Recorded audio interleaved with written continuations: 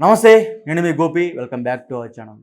ఈరోజు మనతో వచ్చరికి సీనియర్ జర్నలిస్ట్ జగదేవ్ గారు ఉన్నారు. సార్ నమస్తే సార్. నమస్తే అండి. సార్, సెంట్రల్లో మరలా ఇప్పుడు ప్రధానమంత్రి అదేవిధంగా మోడీ సర్కార్ కూల్చే విధంగా కామెంట్స్ అయితే లాలు గారు చేశారు. సో అసలు ఏంటి అంత అంత షాకింగ్ కామెంట్స్ ఏంది? అసలు ఆ విధంగా కామెంట్స్ చేయాల్సిన అవసరం ఏంది లాలు గారు?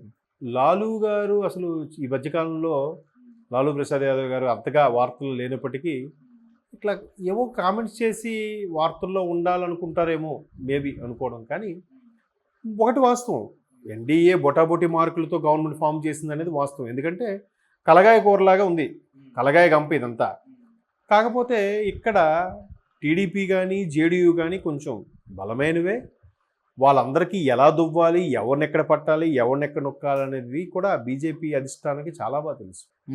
మొన్న ఉత్తరాదిని కూడా రైతుల విషయంలో కానీ మరి ఇతర కారణాల వల్ల కానీ ఓడిపోయారు, వాళ్ళకి అంత సీన్ లేదు అనుకున్న సందర్భాలు ఉన్నప్పటికీ కొన్ని బలమైన నిర్ణయాల వల్ల, కొన్ని బలమైన డెసిషన్స్ వల్ల బీజేపీ మేబీ నిలబడిందేమో. ఇప్పుడు 150 ఏళ్ళ చరిత్రన్న కాంగ్రెస్ కంచుకోట కదిలించిందిగా. ఫస్ట్ టైం మళ్ళీ 100 సీట్లు దాటింది అని అంటున్నారు. 105 సీట్లు దాటింది కాంగ్రెస్. మరి బీజేపీ తాను స్వచ్ఛందంగానే 230, 240 సీట్లు తెచ్చుకుందిగా, అంతే కదా. మరి ఎట్లా తెచ్చుకోగలిగింది? ఇద్దరు ఎంపీలతో ప్రయాణమైన బీజేపీ ప్రస్థానం ఈరోజు వరుసగా మూడోసారి గవర్నమెంట్ ఫామ్ చేసే చరిత్ర లేదేమో దేనికి కూడా, కాంగ్రెసేతర ప్రభుత్వాలకు దేనికి కూడా. మరి అది BJP credit goes to Modi అనుకోవచ్చా? లేదా అది బీజేపీ పెద్దలు కూడా అనుకోవచ్చు కదా.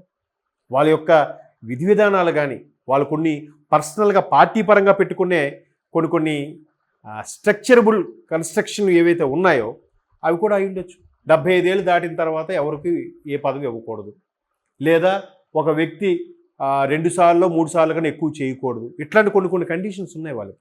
వాళ్ళు పార్టీ వారుగా పెట్టుకున్నారు. కాంగ్రెస్లో అలా లేదుగా. ఇందిరమ్మ ఒక 3 సార్లు, నెహ్రూ గారు ఒక 3 సార్లు, వాళ్ళ ఇష్టం, మాదే, మేము దేశానికి రాజులు, అట్లాగే బిహేవ్ చేశారుగా. ఇప్పుడు అంతెందుకండి, తెలంగాణ ఉద్యమంలో తెలంగాణ డివైడ్ చేసిన తర్వాత, ప్రకటించిన తర్వాత కాంగ్రెస్ ఏమున్నది, మీకు ఎందుకు, మేము ఉన్నాం కదా, నెక్స్ట్ మేము చూసుకుంటాం, మీరు చూసుకునేది, మీరు నిరంతరం మీరేనా రాజులు? ఆ ధైర్యంతోనే కదా తెలంగాణ విడగొట్టారు. ఏమైంది ఆంధ్రప్రదేశ్లో కాంగ్రెస్ పరిస్థితి చెప్పండి, ఏమైంది? ఈ రోజుకి తేరుకోలే, ఈ రోజుకి కోలుకోలే. కోర్స్ మొన్న ఎలక్షన్స్లో షర్మిలా గారి వల్ల ఆ నోటా నుంచి కొంచెం పర్సంటేజ్ పెరిగిందేమో, పెరిగింది, నోటా కన్నా పెరిగింది కొంచెం, అంతేగాని ఓట్ షేర్ పెరిగింది అంటారు కూడా అనలేమేమో. అటువంటి పదజాలం, అంటే అటువంటి పదజాలం వాడలేమేమో. అయితే ఎక్కడ ఎన్డీఏ కూటమి ఓడిపోవాలి అంటే చాలా క్షుద్రశక్తులు పనిచేస్తున్నాయి దీనికి, కొన్ని ఆటంకాలు ఏర్పడుతున్నాయి. బట్ మిలిటరీ వ్యవస్థలో కానీ, లేదా పర్టికులర్గా భారతీయ సంస్కృతిని, సనాతన ధర్మాన్ని కాపాడే విషయంలో కానీ కొన్ని రకాలుగా మాత్రం బీజేపీ మార్కులు కొట్టింది. మీరు అనొచ్చు, మరి అంత మార్కులు కొట్టినప్పుడు అయోధ్యలో బీజేపీ ఓడిపోవడం ఏంటండి? దాన్ని మనం ఏం చేస్తాం? ఇట్లాంటి పరిస్థితులు కూడా ఉన్నాయి. అలాగే పంజాబ్లో ఆయన మీద నేర చరిత్ర ఉన్న వ్యక్తి ఫుల్ మెజారిటీతో గెలిచాడట. దానికి మరి ఎవరైనా చెప్పగలరు? ఏం జరిగిందంటే ఏం చెప్పగలరు? ఇంకోవైపు టాక్ ఏంటంటే బీజేపీ ఏదో మతలబు చేసింది, ఈవీఎంలో ట్యాంపరింగ్. నిజంగా ట్యాంపరింగ్ చేస్తే అంత వాడిని వీడిని బతిమాలుకొని జేడీయూ లాంటి వాళ్ళు ఎంత ప్రెజర్ చేస్తున్నా పార్టీలో పెట్టుకొని ఎందుకు గవర్నమెంట్ చేస్తారు? వాళ్ళకే ఫుల్గా వచ్చేలా చేసుకోరా? ఇప్పుడు ఇక్కడ రాష్ట్రంలో కూడా ఏమన్నారు, వైసీపీ వాళ్ళందరూ టీడీపీ ఏదో చేశారు, బీజేపీ వాళ్ళు ఏదో చేశారబ్బా, మొత్తం మీద బీజేపీ గెలిచింది. 2019లో బీజేపీ గెలిచింది, 24 బీజేపీ గెలిచిందంట. ఎందుకు? 2019లో వీళ్ళకి 151 వచ్చాయి, అప్పుడు కూడా బీజేపీ ఏదో చేసిందంట, వీళ్ళేం చేయలేదంట. వీళ్ళు వస్తే జెన్యున్గా గెలిచినట్టు, ఎదుటి వాళ్ళు గెలిస్తే ఈవీఎం ట్యాంపరింగ్ అయినట్టు. మరి అలాంటప్పుడు ఆ కడపది కూడా ఓడికొట్టేలా చేసేవాళ్ళు కదా నిజంగా ట్యాంపరింగ్ అయితే, అవునా కదా? జగన్మోహన్ రెడ్డిని ఓడిపోయేలా చేసేవాళ్ళేమో, ఎవరు చెప్పగలరు? సో కాబట్టి నోటికి అదుపు లేకుండా ఏదైనా మాట్లాడచ్చు. కాకపోతే ఇక్కడ బీజేపీ వ్యూహాలు అనేవి అప్పటికి అర్థం కావు. అవి ఒక 2-3 నెలల తరువాత వాటిని రీచ్ అవుతాయి. అచ్చా, వీళ్ళు పావులు ఇలా కదిపారా, వీళ్ళు ఇలా ప్లాన్ చేశారా, అసలు చంద్రబాబుతో కలవడానికి ఎన్ని రకాలు చేశారో. ఈవెన్ చంద్రబాబుగా అరెస్ట్ విషయంలో కూడా బీజేపీ పాత్ర ఉందనేది ఒక వాస్తవం. అంటే ఒక రోమరా వాస్తవం, చాలా టాక్ వచ్చిందిగా.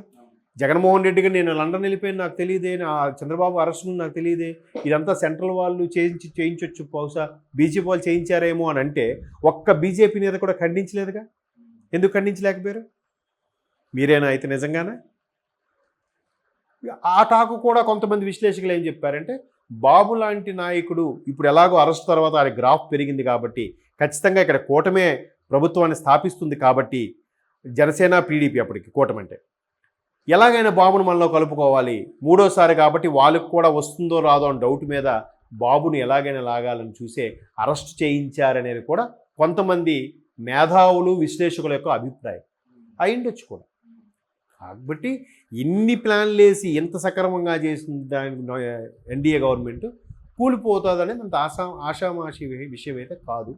బట్ లాలూ ప్రసాద్ లాంటి వాళ్ళు స్టేట్మెంట్ ఇవ్వచ్చు, చెయ్యొచ్చు. ఆర్జేడీ అనుకుంటా కదా పార్టీ, రాష్ట్రీయ జనతాదళ్. సో ఎవరు మనుగడ కోసం వాళ్ళు చేస్తారు. అక్కడ రాష్ట్ర పరిస్థితులు వేరు. బట్ వీళ్ళు సౌత్లో కూడా బాగా వేయగలిగారుగా, కర్ణాటకలో బాగా వేశారు, కేరళలో వేశారు.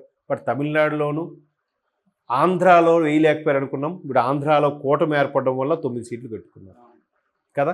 వాళ్ళ వ్యూహాలు ఎలా ఉన్నాయి చూశారు. అందుకు బీజేపీ ఏదో పడిపోతుంది, ఊడిపోతుంది, దాన్ని పడగొట్టేస్తామంటే వాళ్ళు మనం ఆలోచించేదానికి 10 సంవత్సరాల ముందే ఆలోచించి పెట్టేసి ఉంటారు. వాళ్ళు అంత మేధావులు ఉన్నారు. పైగా బేసిక్గా వాళ్ళందరూ కూడా నేను అనుకోవడం ఆర్ఎస్ఎస్ విహెచ్పి భావజాలం నుంచి వచ్చిన వాళ్ళు కాబట్టి మొదటి ప్రాధాన్యత వాళ్ళకి దేశమే. తర్వాత సంస్కృతి, మతం ఇవన్నీ అయితే అవ్వచ్చు, కానీ మొదటి ప్రాధాన్యత దేశం. సో ఆ దేశం అయినప్పుడు వాళ్ళు చూడండి, స్కాములు కూడా ఎక్కువ వాళ్ళ మీద మీకు ఎలిగేషన్స్ దొరకవు. ఎందుకు దొరకట్లేదంటారు? మొత్తం అదానికి ఇస్తున్నారు కాబట్టి. మేబీ గవర్నమెంట్ మారితే మీరు అన్నట్టు వస్తాయేమో. ప్రస్తుతానికైతే అవేం లేవుగా. కనీసం వీళ్ళు ఆరోపణ చేయడానికైనా ఏమైనా ఉండాలిగా. అప్పట్లో రాహుల్ గాంధీ గారు ఆరోపణ చాలా చేశారు. కానీ వీళ్ళ మీద ఉన్నన్ని ఆరోపణలు ఎవరి మీద లేవు. కాంగ్రెస్ మీద ఉన్న ఆరోపణలు చాలామందికి తెలిసిన విషయం ఏంటంటే, ప్రభుత్వ ఉద్యోగులు కూడా చాలామంది ఒప్పుకున్న విషయం ఏంటంటే, కాంగ్రెస్ ప్రభుత్వం ఉంటే అందరికీ అంత ఆమ్యాములు దొరుకుతాయి, అందరూ హ్యాపీగా ఉంటారు కాబట్టి కాంగ్రెస్ ప్రభుత్వాన్ని ప్రిఫర్ చేస్తారనేది కూడా ఒక నానుడు ఉంది. ఆ నానుడో వాస్తవమో తెలియదు. సో బీజేపీలో అలా ఉండదు. మీరు వేయచ్చు, వాళ్ళకి ఎంతసేపు ఇట్లా మతపరమైన ఇష్యూస్ ఎలిగేషన్స్ ఉంటాయి తప్ప స్కాముల పరంగా ఉంటాయని నేనైతే అనుకోవట్లేదు. మేబీ మీరు అన్నట్టు ఉంటే కనుక గవర్నమెంట్ మారితే బయటకు వస్తాయేమో. ప్రస్తుతానికైతే ఆ ఛాన్స్ లేదు.